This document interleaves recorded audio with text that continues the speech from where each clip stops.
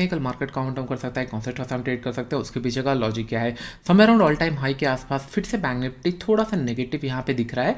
अभी थोड़ा सा क्लोजिंग भी नेगेटिव हो चुका है निफ्टी के अंदर, हम लोग और डिटेल्स में डिस्कशन करेंगे क्योंकि निफ्टी थोड़ा सा नेगेटिव दिख रहा है। तो क्या यहाँ से करेक्शन होगा, क्रैश होगा, बहुत सारे लोगों का ये थिंकिंग है। देखिए फर्स्ट थिंग, अगर रेजिस्टेंस दिखा है और रिएक्ट किया है तो हम लोग सेलिंग के लिए हेजिटेट नहीं करेंगे। बाइंग कब करना है, सिंपल इसके ऊपर निकलने के बाद बाई करेंगे। यहाँ से ये क्रैश होगा या फिर करेक्शन होगा, लेट द मार्केट डिसाइड। लेकिन अगर आपको टारगेट देखना है, ढूंढना है, तो हम लोग उसको इन डिटेल्स में डिस्कशन करेंगे। क्योंकि फर्स्ट थिंग, पहला टारगेट क्या होता है, जहां से ये ब्रेकआउट हुआ होता है 43,600 से लेकर 700, इसी लेवल से ये ब्रेकआउट हुआ है, तो हो सकता है कि नहीं फिर से इसी रेंज के आसपास आ जाए और फिर यहाँ पे वेट करने के बाद ब्रेकआउट करे। क्योंकि जनरली क्या होता है, क्रैश करेक्शन कैसे आपको पता चलेगा। फर्स्ट थिंग, यहाँ पे अगर आपको दिख रहा होगा, यहाँ पे भी एक ऑल टाइम हाई था उस टाइम पे, फिर यहाँ से जब ये फर्स्ट टाइम आया, रेजिस्टेंस हुआ, बहुत टाइम तक 7-8 डेज यहाँ पे वेट किया, फिर ब्रेकआउट दिया। अभी करंट लेवल पे अगर देखेंगे, मुझे लग रहा है कि सिमिलर यहाँ पे एक साइडवेज मार्केट हमको देखने के लिए मिल सकता है। अभी 10 से 15 दिन बहुत बड़ा मार्केट हमको नहीं देखने मिल सकता है, ऐसे दिख रहा है। क्योंकि टॉप से रेजिस्टेंस है, निफ्टी पॉज ले रहा है, नीचे की तरफ सपोर्ट है, तो दिख रहा है कि नहीं थोड़ा सा हम लोगों को एक रेंज मार्केट देखने मिलेगा। जैसे यहाँ पे रेंज मार्केट देखने के लिए मिला था, जैसे इस तरीके का मार्केट, इस तरीके का मार्केट देखने के लिए मिल सकता है। तो फर्स्ट साइन क्या होगा, 2 से 3 दिन 43,600 के ऊपर अगर ये ट्रेड कर रहा है तो हमको कंफर्म होगा कि नहीं ये साइडवेज मार्केट है, ये मंथ को ज़्यादा मिलने वाला नहीं है, हम लोग नेक्स्ट मंथ के लिए टारगेट करेंगे।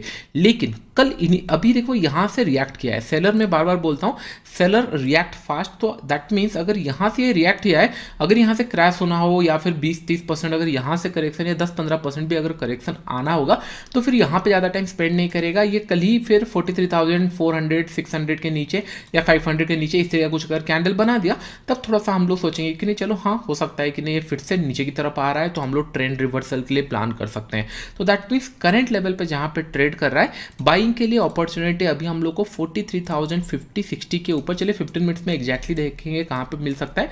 समय जहाँ पे मल्टीपल टच पॉइंट है, समय अराउंड 44,080 के आसपास, बिफोर 100 के आसपास अगर यहाँ पे कहीं पे अगर कल क्रॉस करता है या फिर इस लेवल के ऊपर निकलता है, तभी हम लोग बाई करेंगे। एक पॉइंट बार बार मैं आपको बताता हूँ, अगर मार्केट को रिवर्सल होना है, लेट द बिल्ड, मतलब इसको थोड़ा सा प्राइस एक्शन बिल्ड करने दीजिए। मार्केट नीचे आया फिर ऊपर चला गया, मार्केट नीचे आया फिर ऊपर चला गया, मार्केट यहाँ पे नीचे आया फिर ऊपर गया, लेकिन प्रीवियस स्विंग को ब्रेक नहीं कर पाए। अभी क्लोजिंग आवर्स के आसपास थोड़ा सा ये नेगेटिव क्लोजिंग दे चुका है, दैट मीन्स कहीं ना कहीं थोड़ा सा प्राइस एक्शन चेंज हुआ है। तो अभी हम लोग सेलिंग का प्लान कर सकते हैं। बाइंग के लिए हम लोग का लेवल बन चुका है 44,080 के आसपास। आई होप ये पॉइंट आपको समझ में आ रहा होगा। करंट लेवल पे कहां पे हम लोग सेल कर सकते हैं, 43,600 तक एक स्पेस है, हो सकता है 43,500 एक राउंड लेवल यहां तक आ जाए। तो कल हम लोग प्लान, अगर गैप अप खुला तो वेट करेंगे 43,850 लेवल क्रॉस करने दीजिए। ये क्रॉस करते ही साथ आप ज्यादा नहीं, 70, 80 या 100 रुपए का मैक्सिमम एसएल रखना, उसके बाद वेट करना क्या ये 43,700, 600, 500 इस तरीके लेवल पे क्लोज दे रहा है या फिर 500 लेवल टच करने के बाद रिवर्सल आ रहा है। अगर रिवर्सल आया, थोड़ा बहुत प्रॉफिट बुक करके बैठ जाएंगे, फिर नेक्स्ट डे देखेंगे। लेकिन अगर क्लोजिंग समय अराउंड 43,500, 600, 400 इस तरीके का देता है, फिर हम लोग नेक्स्ट टाइम पोजीशन ऐड करने के लिए सोचेंगे। ये सारे स्विंग जब ब्रेक होगा तब ऐड करने के लिए सोचेंगे। लेकिन करंट लेवल पे एक पोजीशन ऐड कर सकते हैं, व्हिच इज 43,850 के आसपास हम लोग प्लान कर सकते हैं बाई करने के लिए, सॉरी सेल करने के लिए। बाइंग के लिए प्लान क्या होगा, 44,080 जब तक क्रॉस नहीं करता तब तक एग्रेसिव बाई मत करना, और इसको क्रॉस करने दीजिए, तभी हम लोग को और एक मोमेंटम मिल सकता है 44,200, 300 के आसपास। आई होप ये पॉइंट हमको क्लियर हो चुका है। हाँ, अगर कुछ लोग ये सोचेंगे कि नहीं गैप डाउन खुला तो क्या प्लान करेंगे, गैप अप खुला तो स्टिल मैं वेट करूंगा 44,080 के आसपास अगर क्रॉस करेगा तभी बाई करेंगे। सेलिंग के लिए प्लान, अगर गैप डाउन खुल गया, इमेजिन करो 43,700, 600 इस सारे लेवल पे अगर खुला, तो बस आपको वेट करना है एक प्राइस एक्शन के लिए। प्राइस एक्शन होता है क्या है, let it make a price, मतलब लेट से एक लो बनने दीजिए, उसके बाद ये जब रिवर्सल कर रहा होगा तभी हम लोग पोजीशन ऐड करेंगे, अदरवाइज ऐड मत करना है। क्योंकि ये डायरेक्टली अगर सपोर्ट एरिया के आसपास खुला, हो सकता है यहाँ पे पॉज बना के यहाँ पे एक इस तरीके का कैंडल बन के रह जाए, फिर हम लोग ये सोचेंगे नहीं ट्रेंडिंग क्यों नहीं आ रहा। लेकिन जिस तरीके से अभी ये मंथ ट्रेड कर रहा है, थोड़ा सा वॉलेटिलिटी टू साइडवेज में क्लोज होगा, बहुत बड़ा मोमेंटम दिख नहीं रहा है। लेकिन अगर इनिशिएट हो रहा है बड़ा मोमेंटम, तो हम लोग तुरंत कैच कर लेंगे कल नीचे जाते ही साथ। अगर इसको 1000-2000 पॉइंट फॉल होना है तो कल यहीं से ही हम लोग शॉर्ट करके बैठेंगे। अगर गया ठीक है, नहीं तो 43,500, 600 अगर ये रेजिस्टेंस या फिर सपोर्ट की तरह अगर ट्रीट हो रहा है, फिर हम लोग अपना पोजीशन स्क्वायर अप कर सकते हैं।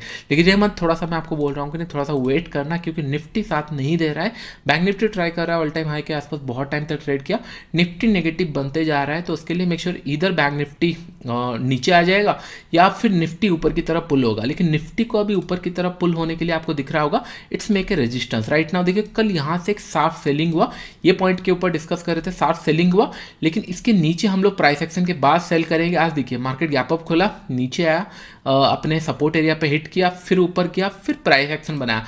This is the best place to sell. उसके बाद 18,360 350 ये पॉइंट भी कल हम डिस्कशन किए थे, 300 350 के आसपास कहीं ना कहीं थोड़ा सा सपोर्ट ले सकता है, क्योंकि ये ब्रेकआउट एरिया था और उसके नीचे क्लोज दिया है। तो निफ्टी को अगर पकड़ लो कि नहीं bank Nifty all time high लगाने वाला है फिर से, तो फिर डेफिनेटली निफ्टी को इसके ऊपर निकलना पड़ेगा। 18,460 जो फ्राइडे का मोमेंटम था इसके अंदर, उसके नीचे ट्रेड करना स्टार्ट कर दिया है। तो this is the worried scenario, क्योंकि निफ्टी साथ नहीं दे रहा है। तो दो चीज़ें पॉसिबल है, इधर निफ्टी साथ मोमेंटम करेगा अपसाइड, या फिर बैंक निफ्टी को नीचे आना पड़ेगा।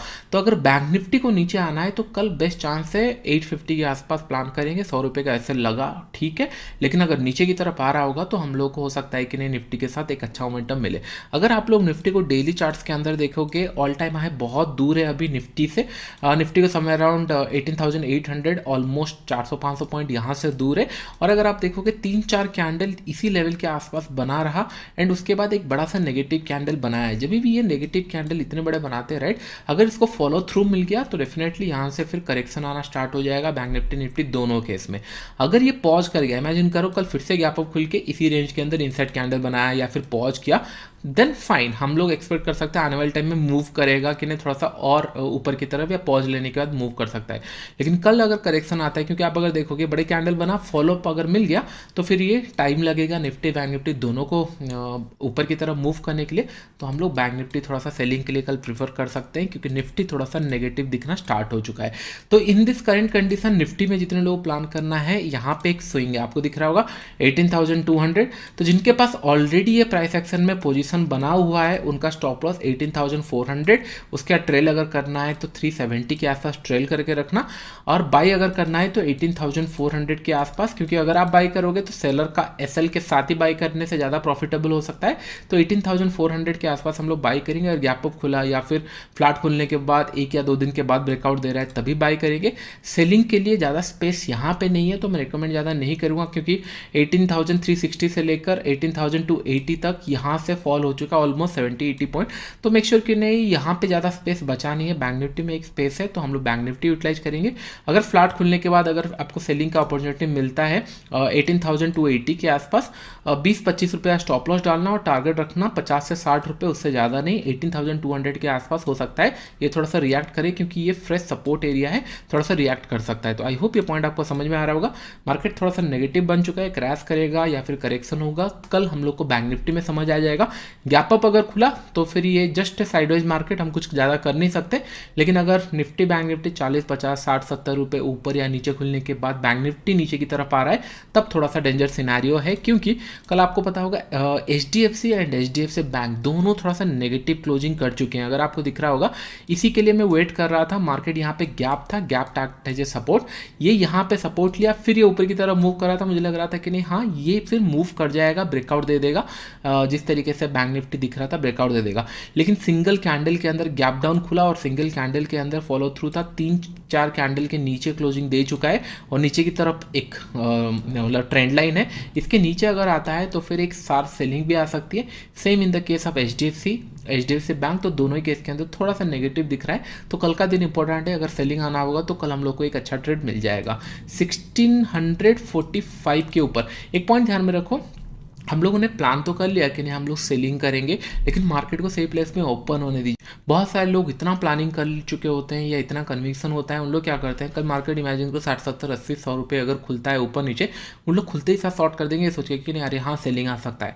Don't do that, let the price decide. अगर आपको इमेजिन करो बैंक निफ्टी नहीं मिला ठीक है, पुल बैक में फिर आपको मिल जाएगा, निफ्टी नहीं मिला ठीक है, लेकिन कभी भी अगर आप 100 में प्लान किए हो या फिर 1000 में प्लान किए हो सेल करने के लिए, 990 में सेल मत कर देना। लेना, ये सोच कर कि नहीं हाँ 1000 में तो प्लान किया था, मार्केट नीचे जा रहा है, अगर 990 में सेल करोगे, आपका एक्चुअल प्राइस के हिसाब से 1010 रुपीज़ का एसएल होना चाहिए था, अभी आपका 20 से 30 रुपये का एसएल हो जाएगा।